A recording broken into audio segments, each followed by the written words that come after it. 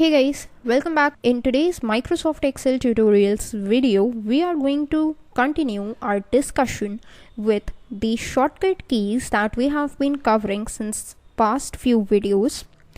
In this video, we are going to discuss about the combination of the control and the function key shortcuts in Microsoft Excel. So basically, we are going to see that what happens if we press control keys along with a shortcut of any of the function keys ranging from F1 to F12, then what functions do they perform or what output do we get? So this is the simple thing that we are going to show today. For your reference, as always, on the left side of the worksheet, you can see that there is a table which has keys ranging from F1 to F12 and the functions written when they are used in combination with control keys. So for your reference, you can refer to this table, and I'm also going to show you the practical demonstration of each of these shortcuts simultaneously. So let us start with our video. First shortcut that we have of the control key is of control F1, which is used to hide or show the ribbon. So first of all is, what is a ribbon?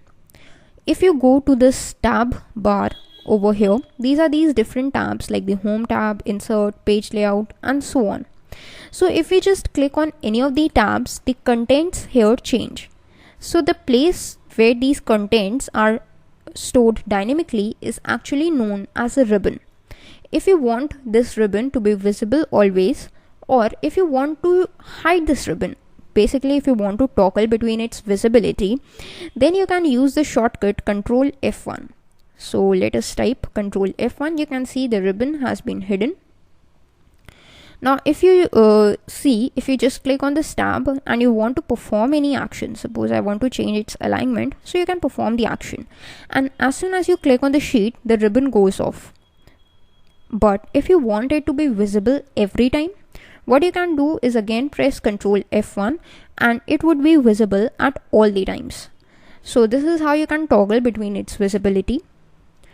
Next shortcut we have is of control F2, which is used to bring up the print menu.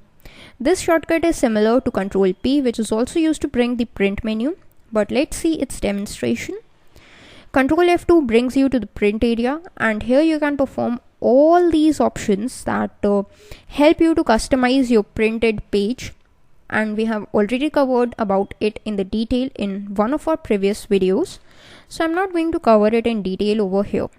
Okay, then using the shortcut control F3, we can define a name range. Now what is a name range? We all know it's a named array that helps us to reference to that particular range of data from anywhere in the workbook. Suppose I have some data like the days of the weeks ranging from Monday till say Sunday, and I want to name it. So what I got to do is just select all the data that I want to provide a name, then use the shortcut control F3, and it asks me that what you want to do. You want to edit an existing name range or you want to add a new name range. So I want to add a new name range. This refers to the sheet named as control keys. As you can see, my sheet name is control keys, and the range of the data that I have selected, it has got. So what name you want to perform to give it? So I'm going to give it days, and I click on OK. You can see this days has been added. You can just close this dialog box, and if you go here, you can see days is existing as a name range. If you just click on days, so this days is being referred over here. So this is what is the use of the name range, but we already knew that. So it is a new shortcut control F3 for the name range. Next we have control F4, which is used to close the window. Suppose I have this window open right here. If I press control F4, then it would prompt me to save the changes. So if you want to close it, you can save the changes or you can don't save it, totally your choice. But I don't want to close it, so I'm going to use the third option, that is of cancel. Then we have control F5, that is used to restore the size of window. Now my window size is maximized, but I want to restore it to its original size. So for that, what I got to do is press Ctrl F5 from my keyboard, and you can see that it has been restored to its original size. If you want to change its original size, you can just resize it like this, and it would be changed. Its original size would be changed. Now if you maximize it again, then it has changed to its maximum size. Ctrl F6 is used to toggle between workbooks, but for that purpose more than one workbook must be opened. Currently I have only this workbook open, so first of all let us open another workbook. So I have this Alt Shortcuts in MS Excel workbook. I have opened this.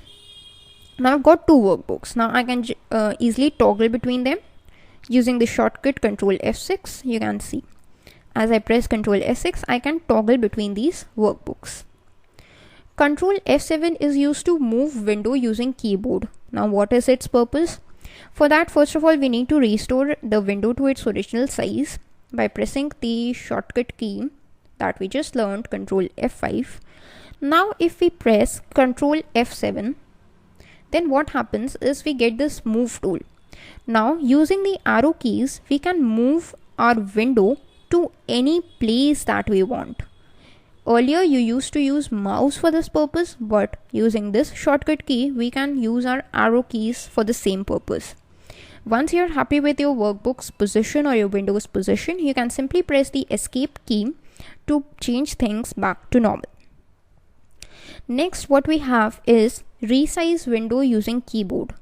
Just now what we did was restore the window size and resize it to make it somewhat big, but we used mouse for this purpose. So if you don't want to use mouse but only want to use the keyboard keys, then what you got to do? All you got to do is use Shift F8 from your keyboard. Let's see. You got to press Ctrl F8 from your keyboard. I have pressed Ctrl F8, and now if I use my arrow keys, then you can see by pressing these arrow keys, I'm able to resize this window size like this. Okay, like this. Okay, up, down, left, right, anything that you want. And again, if you want to come out of it and change things back to normal, all you got to do is press escape from your keyboard. Next shortcut, we have Ctrl F9, which is used to minimize the workbook. Now if you press Ctrl F9, your workbook is minimized. If you want to bring it back, here it is. Okay, Ctrl F10 is used to restore workbook. Now what is its usage? If you just maximize it, restore workbook helps you to change it back to its original size.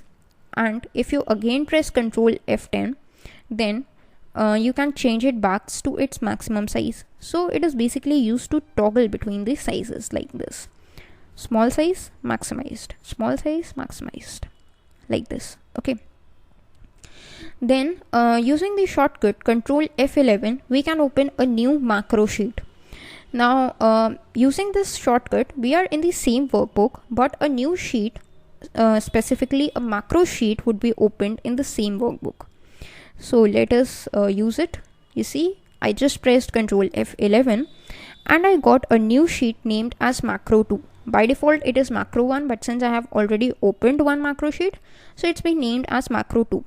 Now it has got all the functions similar to a normal sheet. You can just right click and you can insert anything to it, any picture or thing. You can delete it, you can rename it, you can move or copy it, you can protect the sheet, you can change its tab color to, suppose I think I change it to red, so that I'm able to identify that this is a macro sheet. Okay, so I have changed its color to red, so macro 2 is what we have got. Okay, so if you just go to other sheet, so it is visible in red color to easily identify it. So that was with Ctrl F11. Then we have Ctrl F12. Now this shortcut helps you to open any of the existing workbooks in your system. So if I press Ctrl F12, it takes me to this option. Here I can open anything. Suppose I want to open this chart customization sheet. I can click Okay, so it is actually used to save your worksheet, not open it. That was a mistake over there. You can correct it, that it is used to save a worksheet. So if you want to save a worksheet, say I want to save it by the same name, that is shortcuts in MS Excel 2. So I'm just going to select it, click on save. Do you want to replace it? Yes, of course. And yes, it's saved. So let us correct it over here. Instead of open, it's actually save. So yes, that was all about the control key shortcuts that you can use in combination with all the function keys ranging from F1 to F12. Now basically, what is the usage of these shortcuts? They are used to apply some of the features in Windows, like resizing it or moving it or toggling between the sizes, minimizing it, maximizing it, etc. But some important features that we got to know was toggling between the status of the ribbon, defining a name range, printing, and so on. So that is all for the video. I hope you all have learned something new. Thanks for watching.